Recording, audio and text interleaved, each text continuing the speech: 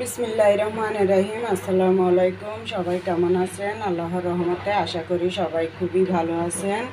আমরা আলহামদুলিল্লাহ ভালো আছি আল্লাহর রহমতে, আপনাদের দোয়ায়। এই যে দেখুন, আমি আজকে আপনাদের সাথে একটা রেসিপি শেয়ার করার জন্য চলে আসলাম। এটা হচ্ছে এক টুকরা গরুর মাংস, একটি ডিম আর ছোট 4 কাপে 1.5 কাপ সুজি দিয়ে আমি পটেটো এক ডিপ ফ্রাই করতে চলে আসলাম। তো আমি কিভাবে কি করি আপনারা সাথে থাকুন, দেখতে থাকুন। সম্পূর্ণ ভিডিওটা না দেখলে কিন্তু বুঝবেন না আমি কিভাবে কি মশলা দিয়ে রেসিপিটা আপনাদের সাথে শেয়ার করি। তো সবাই সাথে থাকুন। গরু মাংসের টুকরা দেখছি, আপনার 2টো এলাচ, 2টো রং, তারপরে তারা মশলার একটা পাপড়ি, গোলমরিচ 4-5টা, আর জয়ফল দিই নাই, জয়ত্রী দিছি একটুখানি, শুধু এই 5-6 পদ মশলা গুঁড়ো করে নিছি। আর এখানে জিরার গুঁড়ো আছে আধা চামচ থেকে কম, ধনিয়ার গুঁড়ো আধা চামচ থেকে কম, আধা চামচ মরিচ, আধা চামচ হলুদের গুঁড়ি, স্বাদ অনুযায়ী লবণ, 2টা বড় বড় দেখে 2টা আলু দিছি। আলুগুলো এইভাবে কেটে নিছি আমি।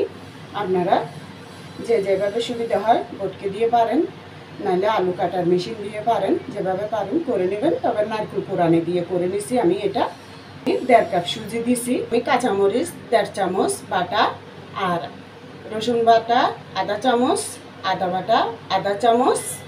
আমি এটা ভালো করে মেখে নিই। তো এখানে একটু লেবু দেবো, আমি লেবুটা নিয়ে আসি, নর্মালে ফ্রিজে আছে, আপনারা সাথেই থাকুন। একটু বন্ধুরা 2 টুকরো লেবু নিয়ে নিলাম এরকম পাতলা করে। দেখুন, যতবারই আমি রান্নার কাজ করি এখানে ভালো করে চিপে দিয়ে দিই। তো শরীরটা ভীষণ খারাপ, পা ব্যথার জন্য আমি দাঁড়াইতে পারি না রান্না করে, তাই কালকে চুলাটা জ্বলাই দিই। এই তো বন্ধুরা, চুলা জ্বালায় হাঁড়িটা বসাই দিছি, কড়াইটা। তো এখন আমি দিয়ে দিচ্ছি সয়াবিন তেল পরিমাণ মতো। তো দেখুন, এখন মাগরিবের আজান দিচ্ছে। আজকে আমার মেয়েটা এসে দেখে খুশি হয়ে যাবে, বলবে যে আম্মু তুমি নিজে নিজে কীভাবে এটা করছো। আমি কিন্তু নিজে নিজে করতে পারি না, ছেলের অ্যাসিস্ট্যান্ট ছিল মোবাইলের, ওইটা নিয়ে আজকে করতেছি। তো তেলটা গরম হোক, তারপর আমি আস্তে আস্তে করে দিয়ে দেবো। দেওয়ার পর এটা গরম হয়ে গেছে। আজান শেষে, এতক্ষণ মাগরিবের আজান দিয়েছিল, আজান শেষে আমি চলে আসলাম পটেটো কুরমুরে ফ্রাইটা করার জন্য। এটা দিয়ে দিচ্ছি। বিসমিল্লাহির রহমানির রহিম। একটু ছোটো করে দেব।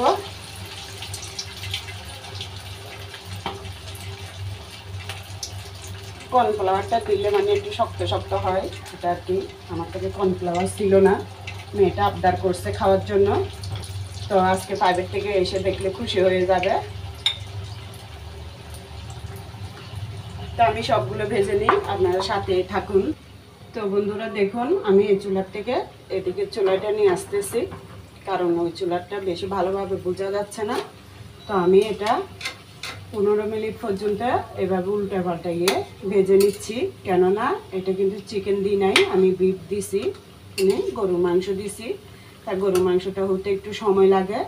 আমি একদম কীরকম আছে আপনারা দেখতেই পাচ্ছেন। এই দেখুন, এভাবে আমি কিছুক্ষণ পর পর উল্টা পাল্টাইয়ে 15 মিনিট পর্যন্ত কুড়মুড়ো করে ভেজে নেব।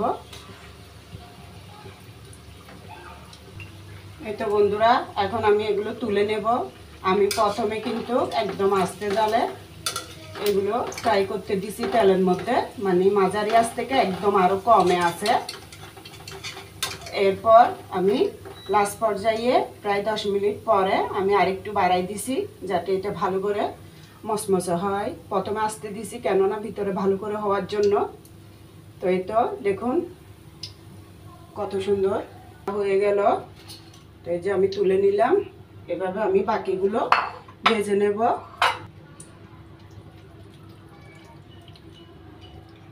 এতে বাকিগুলো এভাবে প্রথমটা একটু বড় বড় করে দিছি, এখন একটু ছোট ছোট করে দেব।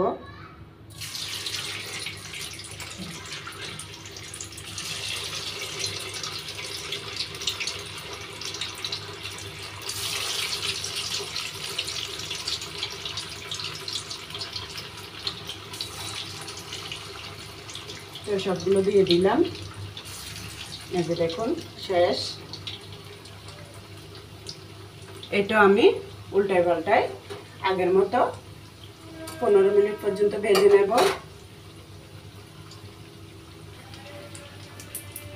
তো বন্ধুরা দেখুন আমারটা কিন্তু তেমন কুড়মুড়ো হবে না, কেননা আমি কর্নফ্লাওয়ারও দিতে পারি নাই, চালের গুঁড়ি ছিল না, চালের গুঁড়িও দিতে পারি নাই। তো আপনাদের থেকে যদি কর্নফ্লাওয়ার থাকে দিবেন, না থাকলে চালের গুঁড়িটা দিলেও হবে, তাহলে খুবই কুড়মুড়ে হবে। তো আমারটা বেশি অতিরিক্ত কুড়মুড়ে না হলে কি হবে, কিন্তু খেতে অসম্ভব মজা হবে, কেননা আমি এখানে যা যা উপকরণ দিচ্ছি আপনারাই দেখছেন। এটাতেই কিন্তু এটা খেতে অসম্ভব মজা হবে। এটা এখনই অনেক গ্যারান বের হয়েছে। তো আপনাদের ভালো লাগলে একবার হলো করে দেখবেন। এই তো আমার এটা হয়ে গেছে, এখন এটা আমি তুলে ফেলবো।